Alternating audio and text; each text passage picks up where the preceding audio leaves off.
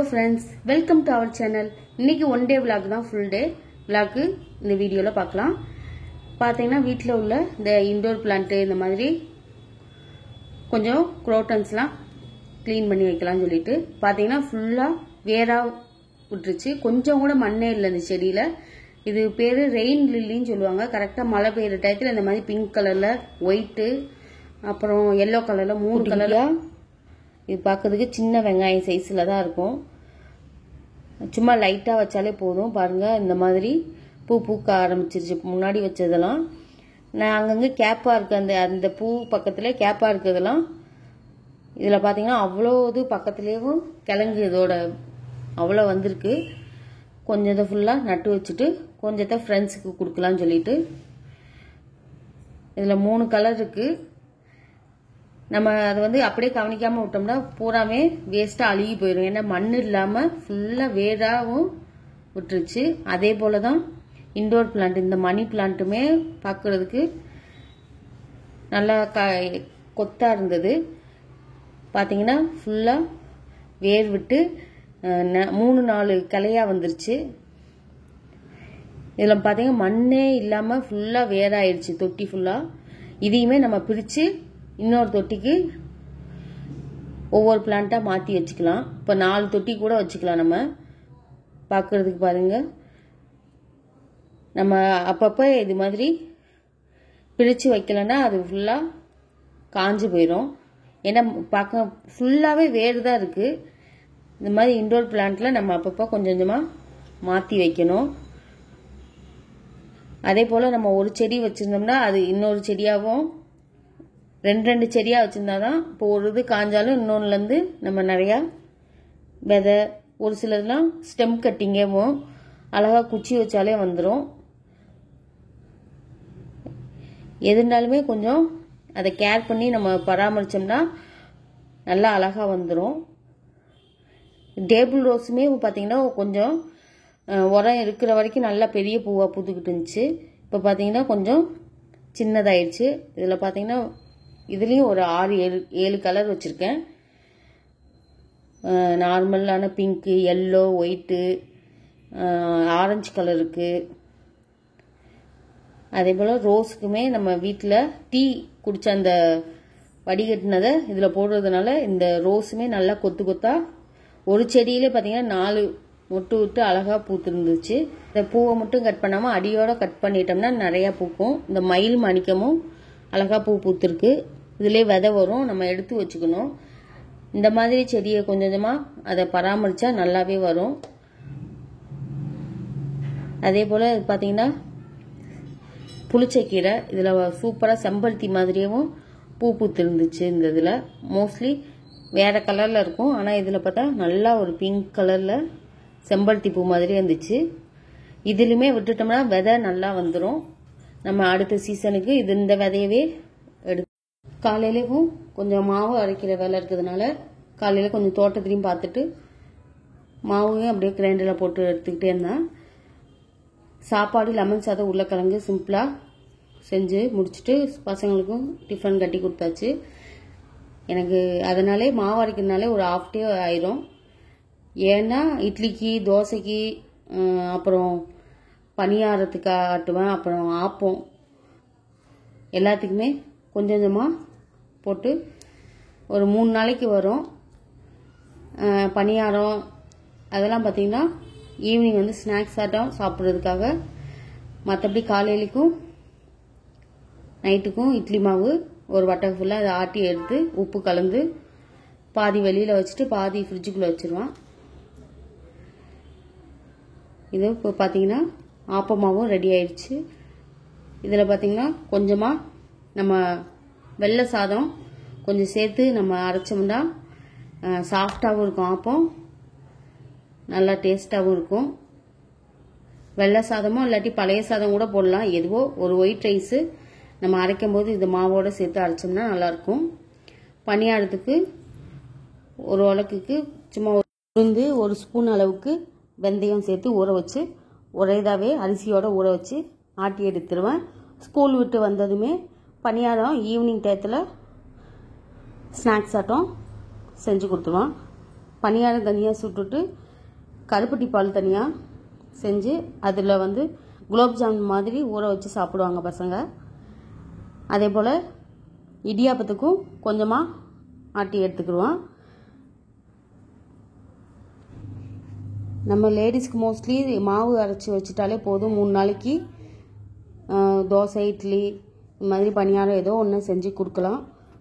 மற்ற நாளில் பார்த்திங்கன்னா சப்பாத்தி, நூடுல்ஸு, இடியாப்பம் ஏதோ ஒன்று செஞ்சு கொடுக்குற மாதிரி. அது வந்து இப்போ கடையிலேருந்து வரும்போது கொஞ்சம் என்ன சமைக்கணும் யோசிச்சுக்கிட்டே வர மாதிரி இருக்கும். மாவு இருந்தால் கொஞ்சம் ரிலாக்ஸாக இருக்கலாம். இதை முடிச்சு இந்த சாரியை ஃப்ரீ ப்ளீட்டிங் எடுத்து கொஞ்சம் நார்மலாக ஒரு 7-8க்கு வச்சா போதும் அப்படின்னு சொல்லிட்டாங்க. ரொம்பவும் சின்னதாக வேண்டாம், அதனால் அவங்களுக்கு ஒரு 8 அளவுக்கு ஃபஸ்ட்டு கொஞ்சம் நார்மலாக வச்சுட்டேன். இவங்க வந்து ரெகுலரான கஸ்டமரு. இந்த சாரியை இதுவே 2வது தடவை கொடுக்குறாங்க. இவங்களே ஒரு 5 சேலை கொடுத்துருக்காங்க. அதனால் இவங்களுக்கு ஒரு 5 சாரியும் அயன் பண்ணி கொடுக்கணும். இங்கே வீட்டில் கொஞ்ச நேரம் டைம் இருக்கிற போது எடுத்துகிட்டு வந்து இங்கே அயன் பண்ணிவிட்டு கொஞ்சம் அப்புறமா கடையில் டைம் இருந்தால் அங்கே போய் அயன் பண்ணிக்கலாம்னு சொல்லிட்டு வீட்டிலே நம்ம நார்மலாகவே கீழே உட்காந்து பெட்ஷீட் போட்டு நீட்டாக அயன் பண்ணிடலாம். ஒன்றும் டேபிள் போட்டு தான் அயன் பண்ணணும் ஒன்றும் அவசியம் இல்லை. பார்த்தீங்கன்னா இந்த சாரியுமே 2வது தடவை நான் அயன் பண்ணி கொடுக்குறேன். அவங்க வந்து ஸ்ரீலங்காக்காரங்க. அந்த அம்மா வந்து சூப்பராக நல்லா ஒரு பாசமாக எப்பவுமே வந்தோன்னுமே விசாரிப்பாங்க. அவங்க பேசுகிற லாங்குவேஜே நல்லாயிருக்கும் கேட்குறதுக்கு. இங்கே நான் கடை வச்சுருக்கிறது பக்கத்தில் முகாம் வந்து இலங்கைக்காரங்களே ஒரு 500 குடும்பம் இருக்காங்க. அவங்க பேசுகிறதெல்லாம் பார்த்திங்கன்னா கேட்க கேட்க ஆசையாக இருக்கும், வித்தியாசமாக இருக்கும்.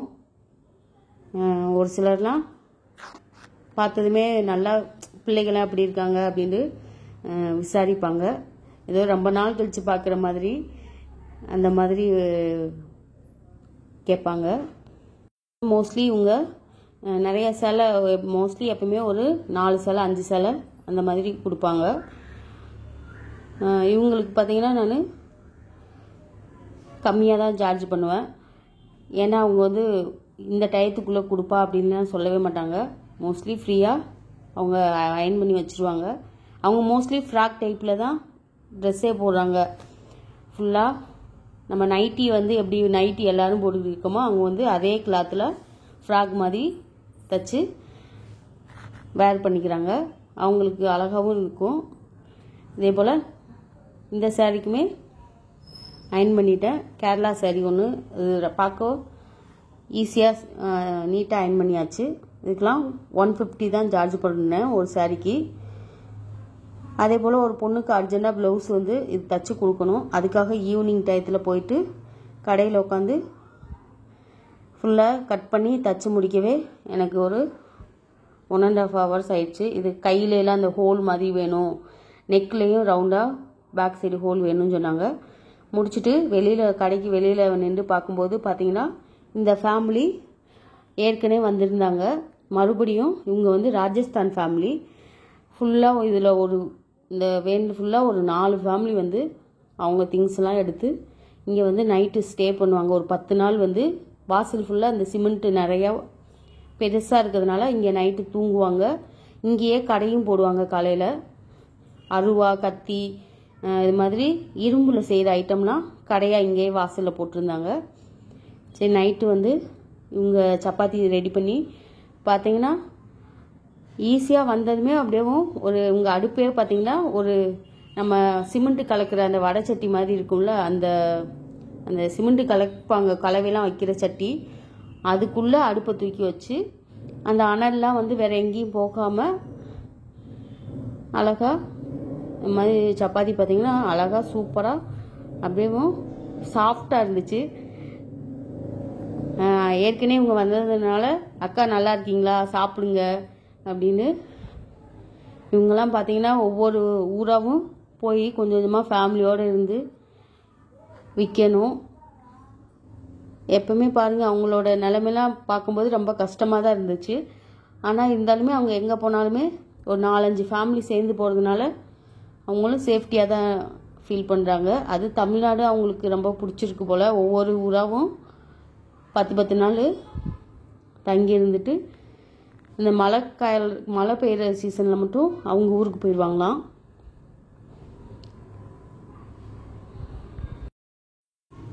உங்கள் ஸ்டோரி உங்கள் பசங்க பிள்ளைகள்லாம் பார்த்தீங்கன்னா இங்கேயும் கீழேயே ஒரு பைப் இருக்கு, அதனால தண்ணி வேணுண்டா பிடிச்சிக்கோங்கன்னு சொல்லிட்டு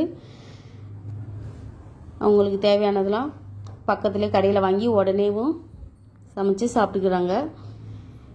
அவங்க சுடுற சப்பாத்திலாம் பாருங்கள், நம்மளும் அவங்க பார்த்தீங்கன்னா நல்லா மொத்தமாக சுடுறாங்க, சாஃப்டாக அப்படியேவும் கொஞ்ச நேரம் 2 நிமிஷம் தான், ஒரு செகண்டு தான் வச்சுருக்காங்க.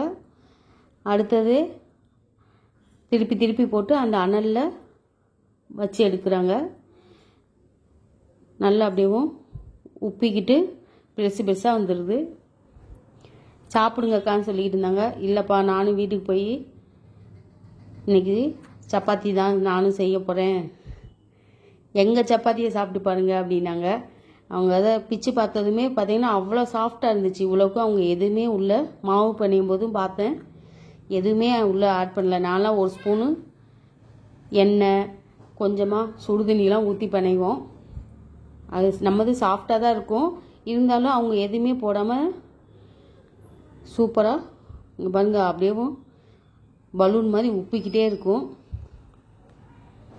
இதுக்கு பார்த்தீங்கன்னா ஏதாவது காய்கறி போட்டு வேக வச்சு தொட்டுக்க அப்படியேவும் நம்ம கூட்டு பொரியல் செய்கிறத அவங்க தொட்டுக்க அப்படியேவும் செய்கிறாங்க.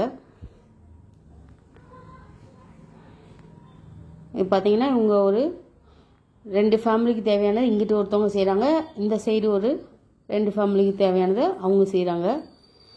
தனித்தனியாக தான் அவங்கவுங்க ஃபேமிலியாக, ஆனால் வந்து வேனில் மட்டும் ஒன்றா வந்துடுவாங்க. சமையல்லாம் தனித்தனியாக செஞ்சுக்கிறாங்க.